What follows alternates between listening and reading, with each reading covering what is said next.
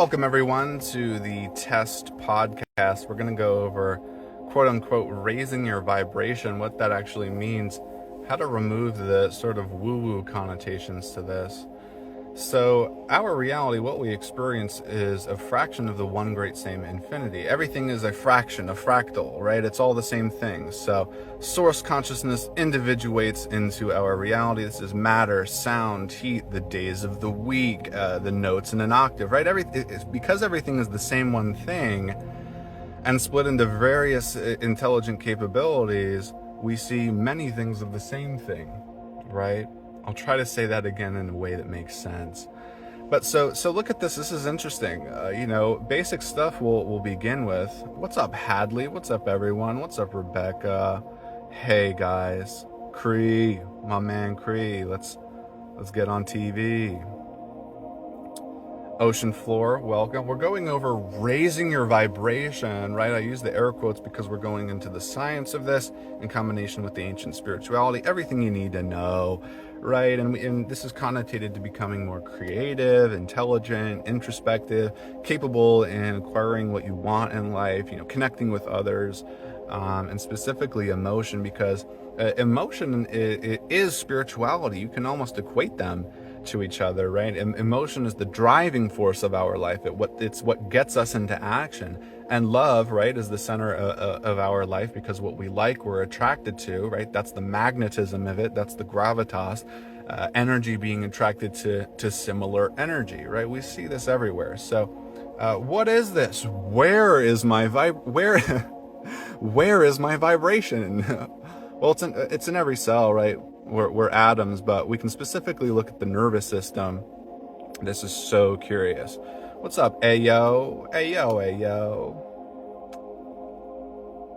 Yeah.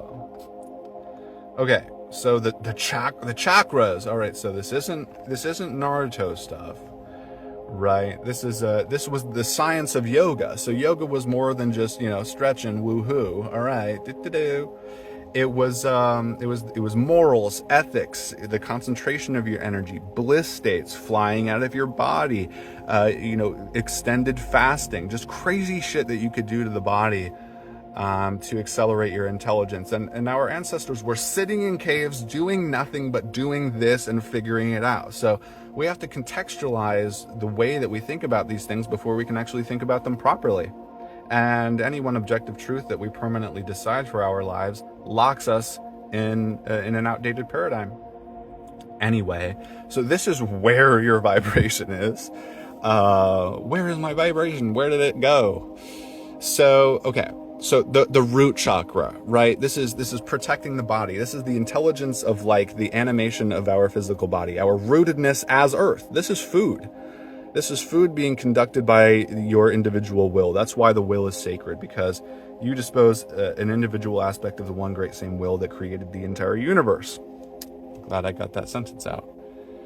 All right. And then, sexual attraction, that one's obvious. Your gut, your gut instinct. This is an ability of a chakra, if you want to call it that. Your gut instinct, just a feeling inside that manipulated your behavior, right? And any single one of your behaviors, like saying hello to someone, you're not constructing everything that you need to know for English or what that person might know before you say hello. You're just saying it. In morals and ethics, you're not perfectly justifying every single one of your actions before you intuitively make it. You just are the way that you are and naturally unfold into reality with what you've slammed into your brain neurologically to repeat. So that's where we are as an existence.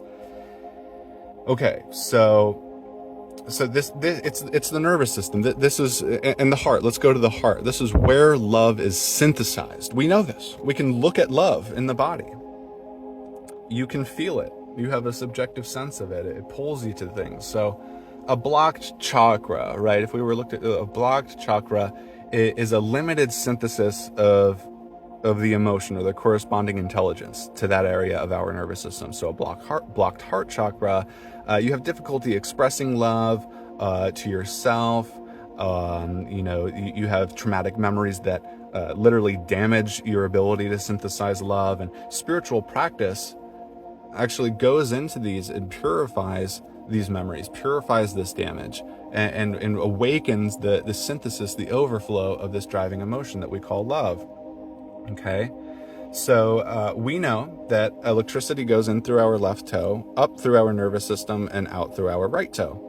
And when we breathe in, it stimulates this. It stimulates the flow of chi through our body. We're breathing in, we're drawing electricity through our circuits, and it's going out. So we do have an aura. We know this even in science.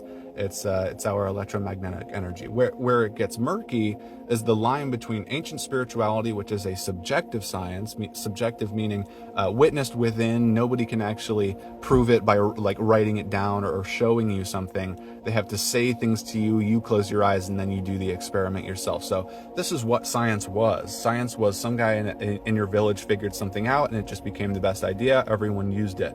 Now we live in a world where ideas are patented. We live in a very individualistic society. And yes, this is all common thought, common spirituality, but this is the truth. And if we don't adhere to the truth, we find discord in the energies of our world.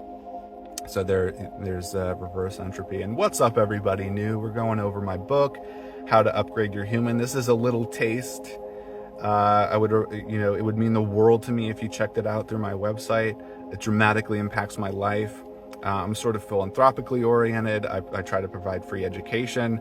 My career path is becoming a better person. So when you invest in this book, you invest in me, and that really means the world. So the chakras and block chakras, our memories block chakras, our beliefs block chakras, and the fullest magnificence of who you are and what you are is being who you want to be. It's so simple, right? Being who you want to be to the maximum degree. You need confidence. You need to trust your gut, your intuition. You need to protect your ideas. You need to create a mental fortress that protects your desires and doesn't apologize for being and be a dick. I'm saying don't apologize for being that weird kooky self. Let it out. You have to. You have to in order to evolve. You would rather evolve the natural expression of your best self than regurgitate something that someone else gave you, because what somebody else gave you is they're only giving you that from a 1% or less understanding of why you are the way that you are, and the majority of why you are the way that you are isn't your fault and a habit, and nobody's giving you the skills to be able to do that. Not the modern education system, certainly. So there's chakras in the brain. So there's not just 7 chakras or 8 chakras like you've heard. There's 114. Right? Can you believe it? Right? This is where it gets woo. This is where it gets crazy. We might lose people and so on. But this is what our ancestors discovered. Oh, you wish you could believe it? Well, check this out, my friend. These are direct interpretations from the science of yoga, modern understandings of the practice that develop our nervous system to raise our intelligence, science of Kundalini, which is the creative force of our universe, how yoga and post-traumatic stress and trauma release come together. Right, this is tensing our muscles and releasing trauma that limits our quality of life, and that's all in my book. So these are the resources that you can look at online to begin implementing these things for yourself. So let's go ahead and look at raising your vibration. Whoops. So the intensity of your intelligence. This electricity creates ideas in your brain. Here's an exercise so we can sit with a question. Who am I? We can ask it over and over again. Answers will come to our mind. We'll be attracted to certain concepts. We may discover new things about who we are. Just ruminating on ourselves, sitting down and intentionally doing that propagates novel answers, novel conclusions. So this means that all things had to make sense for any one thing to make sense to you. And in that way, you're accessing sense making. You're reverse engineering the truth into your brain. You're catalyzing it into the synapses that perpetuate your understanding of reality. So in this way, your philosophical orientation is more important than any one attainment in your life, because the way that you look at the world decides how you feel about it and what you get out of it. So, yeah, we're driven by love. We're driven by these things. And the more we become loving and tranquil, the more our consciousness has risen. And think of, okay, so the vibration of plant medicine. So magic plant medicine raises our vibration. So this is where we are during the mushroom experience. I don't know if you can see this. That sucks. I'm sorry.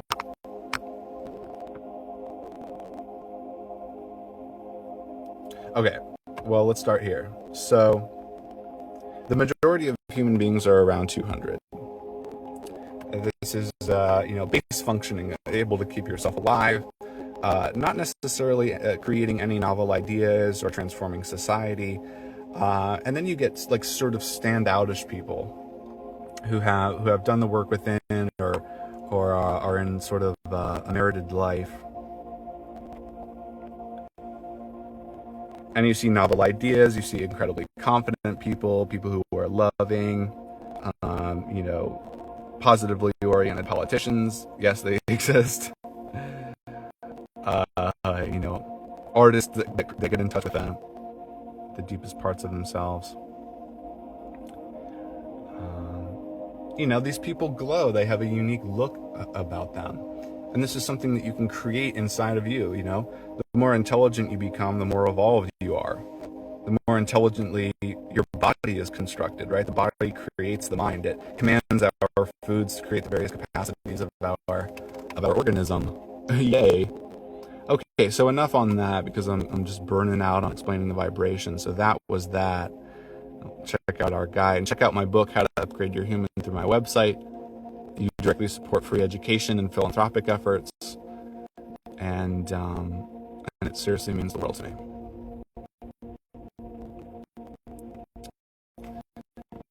Yes, let's zoom out, and I'll quickly scroll through the books now, so you just know. So you know. I think I'm going to read a chapter here. So this is where belief is. This is beliefs. This is synapses. So I'd like to look at the analogy of learning to ride a bike, right? So you can't ride a bike. There's an image in your head of being able to do it. You see other people doing it, and there's an emotional process in a way. But learning to ride a bike, like, we all know that there's this snap moment. It just clicks, right? And then you just have bike riding for the rest of your life. So what is that? Well, it's something that you created in the brain. That's the synapses. It's a sudden explosion. Yep, your brain gets it. Locked in. I can balance on this bike. I have it for the rest of my life. At one point, in the murky waters, I didn't believe I could do it. But my dad or my mom excited me, or my uncle, whatever, and excited me, enlightened me, gave me certain information, and then, okay, I gotta put my foot here, I gotta, get the brake here, and then boom, they all snap together and work as a homogeneous entity. So a belief is just a habitual way of interpreting something, a habitual way of navigating your life. And habits are here. So spiritual wisdom that you haven't implemented yet, it's a very weak circuit. You're not going to actually feel it. It's not as real, right? The thicker these are, the more real a thing is. The more chemicals that they secrete, the more they convince you of reality. So we can kill these circuits, we can create them, and it's just that objective. The hard part is accepting the emotion. The emotion behind the process, past memories, rewiring our beliefs to support the truth, right? The truth that any skill that we acquire is just enough information into our brain until we understand it or can replicate successful patterns. It's not, I can do something, I can't, I'm not talented, whatever. So when we habitually look at the world this way, we disconnect ourselves from the emotional process of the narrative of our mind, right? The thoughts that we give energy that aren't true, but we make more real just because we're giving them energy. Nothing that we think is an objective truth. It's just a propagation of consciousness. So we go to understanding your metaphysics, how to lucid dream. There's an exercise here to lucid dream and astral project. And the plant medicines. So I don't think I can show that, and I'll just replace it with whatever. That's probably why people did it.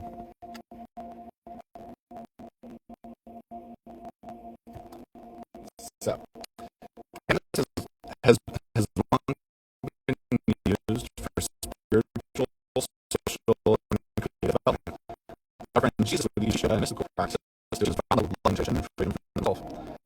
our favorites, philosophers, teachers, saints, and more, we see the usage of cannabis to attain profound levels of creativity and divine inspiration. Cannabis effects follow the flow of our intentions and whatever might be lurking in our subconscious mind. If we're typically anxious, that would be heightened. However, this is one of the more curious medicinal effects of the plant. These difficulties come to the surface as sort of training ground to hone our intentions and understand the root of our anxieties and misperceptions. When we meditate intentionally under the effects of cannabis, we can more powerfully transform our mind alongside its neurogenetic effects. We begin to literally cultivate the neurology of mental fortitude. The development of a cannabis spirituality is very personal. Dosage, terpenes, timing, and more play into your overall experience. The very best way to begin is a small dosage during a mildly active morning routine and an intentional creativity or self-development throughout the day. This will create more permanent, everlasting structures and healthy usage habits inside of the body. Yogic stretching and breath work are very powerfully magnify the effects of cannabis, and a deeper level of postural attainment can be found. Indicas for body work, sativas for mind work, hybrids for a general daily vitamin type experience. This is commensurate to our daily dosage. So I think the connection is bonkers. Hello? Are we back?